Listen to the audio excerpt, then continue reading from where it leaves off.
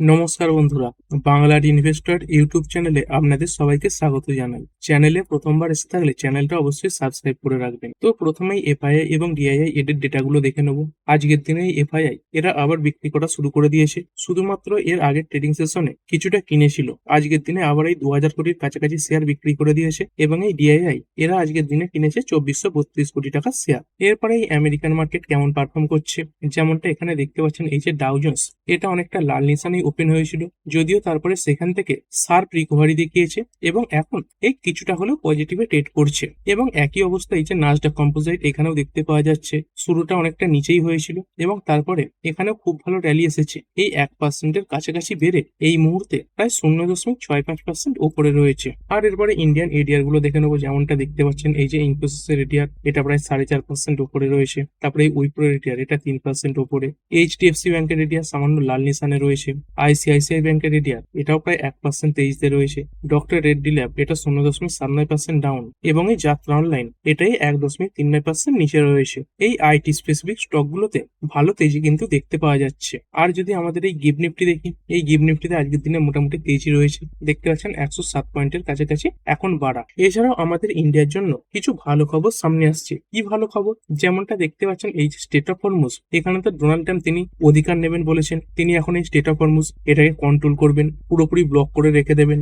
এই ইরান থেকে কোনো জাহাজকে বেরোতেও দেবেন না এবং ঢুকতেও দেবেন না। আর সেখানে ইরান তারা কি বলছে, এটাই বলছে enemy to be trapped in deadly vortex, মানে তারা এমন কিছু জাল পেতে রেখেছে যেখানে এই শত্রু দল এই স্টেট অফ হরমুজ এটাকে দখল করতে এলে জালে পড়ে যাবে। এবং এই নিয়ে ডোনাল্ড ট্রাম্প ট্রুথ সোশ্যালে বিভিন্ন হুমকিও দিচ্ছেন, যেমনটা এখানে দেখতে পাচ্ছেন। এই ডোনাল্ড ট্রাম্প বলে দিয়েছেন ইতিমধ্যে ইরানের 158 খানা শিপকে ধ্বংস করে দিয়েছেন, কিছু কিছু ছোটখাটো শিপকে ধ্বংস করা হয়নি। এবং এই হুমকিও দিয়ে রেখেছে কোনো জাহাজ যদি এই ব্লকেটের কাছাকাছি চলে আসে সেইগুলোকে সঙ্গে সঙ্গে এলিমিনেট করে দেওয়া হবে। তাদের কাছে ভালো সিস্টেম রয়েছে বলছে। এর আগে এই যে ড্রাগ ডিলার তাদেরকে সমুদ্র পথেই তারা ধ্বংস করত। এবং এটাও বলছে এই স্টেট অফ হরমুজে আমেরিকা কন্ট্রোল নেওয়ার পরে 34 খানা শিপ এটাই স্টেট অফ হরমুজ দিয়ে পার হতে পেরেছে, যেটা দেখতে পাচ্ছেন which is by far the highest number since the police closure বিজ্ঞান, মানে যখন থেকে স্টেট অফ হরমুজ ক্লোজ হয়েছিল তারপর থেকে কিন্তু এটা হাইয়েস্ট নাম্বার, যে একদিনে 34 খানা শিপ এই জায়গাটা দিয়ে পেরোলো। আর এর মধ্যে আমাদের ইন্ডিয়ার জন্য কি ভালো খবর, যেমনটা এখানে দেখতে পাচ্ছেন এই ইরান তারা এই এনডিটিভি কে একটা ইন্টারভিউ এটাই বলেছে যে স্টেট অফ হরমুজ এটা আমাদের ইন্ডিয়ার জন্য কিন্তু ওপেন রয়েছে। এই আমেরিকা বিভিন্ন গুজব ছড়াচ্ছে, সেগুলো সম্পূর্ণ ভুল। এই ইরান তারা এটাও অফার করছে, কি দেখতে পাচ্ছেন, navigation support to India in Hormuz amid US blocked. এই ইউএস এর ব্লকেডের পরেও এই ইরান কিন্তু ইন্ডিয়াকে এই স্টেট অফ হরমুজ এটা পার করার জন্য বিভিন্ন সাহায্য করছে এবং এই ব্যাপারটাও রিজেক্ট করছে। কিসের ব্যাপারটা? এই চার্জিং টোল, মানে ভারতের থেকে তারা কোনো প্রকার এই টোল কিন্তু চার্জ করছে না। এই ভারতের সঙ্গে ইরানের এই যে কূটনৈতিক সম্পর্ক সেটা ভালো রয়েছে। দেখতে পাচ্ছেন Iran set it has good contact with India over the passage of ships from the state of Hormuz. তো এটা আমাদের ইন্ডিয়ার জন্য ভালো খবর, কিন্তু এটাও দেখার থাকবে এই ইন্ডিয়া ধরুন এই ইরানের সাপোর্টে এই স্টেট অফ হরমুজ এখান দিয়ে জাহাজ পার করতে গেল, তো সেখানে যদি আমেরিকার ব্লকেডের মুখে পড়ে তখন কি আমাদের এই ইন্ডিয়ান জাহাজের ওপর আমেরিকা অ্যাটাক করবে? যদি এরকমটা না হয় তাহলে কিন্তু আমাদের ইন্ডিয়ার জন্য ভালো হবে, কারণ অনেক ক্রুড অয়েল তার সঙ্গে সঙ্গে এলপিজি এগুলো আসতে পারবে। এই স্টেট অফ হরমুজ এখান দিয়ে প্রায় 40% ক্রুড অয়েল আমাদের ইন্ডিয়াতে কিন্তু আসে। আর এই যুদ্ধের বর্তমান আপডেট কি রয়েছে, এই ইরান তারা তো দুটো দিকেই রাজি আছে। দেখতে পাচ্ছেন ইরান রেডি ফর পিস, মানে তারা শান্তির জন্য রাজি আছে। যদি আমেরিকা ইসরায়েলেরা শান্তি চায় তাহলে ইরান তারা ওই শান্তি চুক্তি এটা করে নেবে। And also ready for war, মানে এই আমেরিকা ইসরায়েলেরা যদি আবার যুদ্ধ শুরু করে সেটার জন্যও কিন্তু ইরান প্রস্তুত হয়ে আছে। আর উল্টো দিকে এই যে নেতানিয়াহু তিনি তো বরাবর এই যে যুদ্ধ সেটা চাইছেন, তার তরফ থেকে যে বক্তব্য সামনে এসেছে সেটা কিন্তু খারাপ। তিনি কি বলছেন, Iran ceasefire could end at any moment, মানে এই যে সিজফায়ার এটা কিন্তু যে কোনো সময় শেষ হয়ে যেতে পারে, অর্থাৎ এই ইসরায়েলের দিক থেকে প্রথম অ্যাটাক কিন্তু হয়ে যেতে পারে, এরকম কথাই তিনি বলছেন। এবং এটাও বলছে উই ব্যাক ট্রাম্পস ব্লকেড, এই ট্রাম্প যে স্টেট অফ হরমুজটাকে ব্লক করে দিয়েছে সেটাকেও ইসরায়েল ফুললি সাপোর্ট করছে। আর এই যুদ্ধ শুরু হয়ে যাওয়ার পর এবং তারপরে এই যে সিজফায়ার এটাও শুরু হয়েছে, তারপরে এই যে নেগোসিয়েশন এটা ক্যান্সেল হয়ে যাওয়ার পর এই রাশিয়ার তরফ থেকে কিন্তু বড় বক্তব্য সামনে এসেছে। কি বলছে রাশিয়া, এখানে দেখতে পাচ্ছেন Russia offers to take in Iran's enriched uranium amid stalled US peace talk. এই রাশিয়া আমেরিকাকে প্রস্তাব দিয়েছে যে চাইলে ইরানের যে এনরিচড ইউরেনিয়াম এটা নিয়ে নাও এবং এই যে যুদ্ধ সেটা বন্ধ করো। তো এটা কিন্তু খুবই পজিটিভ একটা ব্যাপার, কারণ রাশিয়া বরাবরই এই যে ইরান তার পক্ষেই রয়েছে,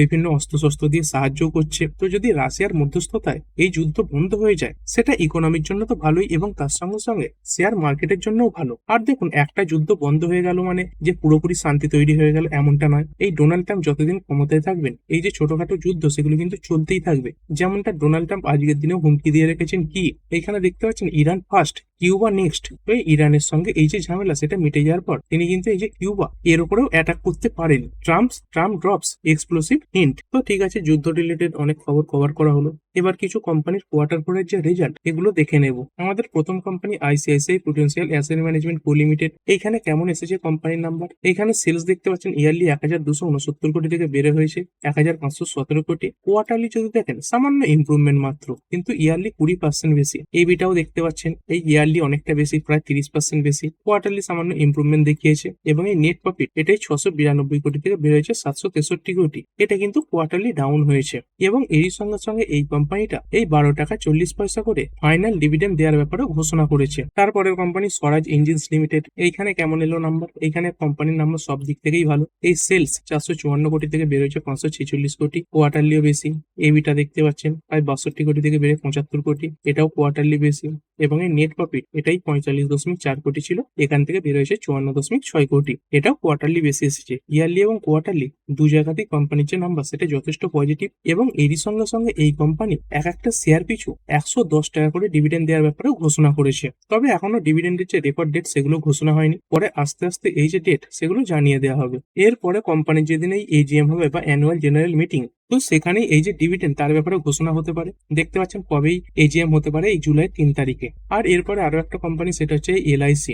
আজকের দিনে এই এলআইসি কোম্পানির বোর্ড মিটিং হওয়ার কথা ছিল। তো সেই বোর্ড মিটিং এর একটা আলোচ্য বিষয় ছিল কি, সেটা হচ্ছে এই বোনাস। তো দেখতে পাচ্ছেন এই কোম্পানি এক একটা শেয়ার পিছু 1:1 অনুপাতে এই বোনাস শেয়ার দেওয়ার ব্যাপারে ঘোষণা করে দিয়েছে। দেখতে পাচ্ছেন এই লিস্টিং এর পর তারা প্রথমবার এই যে বোনাস সেটা দিতে চলেছে। মানে আপনার কাছে যদি এই এলআইসি এর একটা করে শেয়ার থেকে থাকে তাহলে এই একটার পরিবর্তে আরো একটা অতিরিক্ত শেয়ার পাবেন। অর্থাৎ এখন যদি একটা থাকে তাহলে বোনাস ইস্যু হয়ে যাওয়ার পরে মোট দুখানা শেয়ার হয়ে যাবে। সেরকমই স্টকের যে প্রাইস যখন এই বোনাস হয়ে যাবে তখন যেরকম প্রাইস থাকবে সেই হিসাবে এই যে দাম সেটাও কিন্তু হাফ হয়ে যাবে। মোটামুটি যদি তখন এই 800 দাম থাকে, এক একটা শেয়ারের দাম 400 টাকার কাছাকাছি এসে যাবে। এবং দেখতে পাচ্ছেন এখানেও কোনো রেকর্ড ডেট ঘোষণা করা হয়নি। The record date for the same will be announce soon. পরবর্তীকালে এই যে ডেট সেটা ঘোষণা হবে। আর এরপরে এই ব্যাপারটা একবার নোট করে নিন, কি ব্যাপারটা, যে আগামীকাল আমাদের ইন্ডিয়ান শেয়ার মার্কেট বন্ধ থাকছে। দেখতে পাচ্ছেন বিএসসি এনএসসি দুটোই বন্ধ থাকবে এই এপ্রিলের 14 তারিখে। কিসের জন্য, এই আম্বেদকর জয়ন্তী হিসাবে। এরপরে মার্কেট সরাসরি খুলবে বুধবার দিন। আর ভিডিও শেষে আমেরিকান মার্কেট দেখে নেব।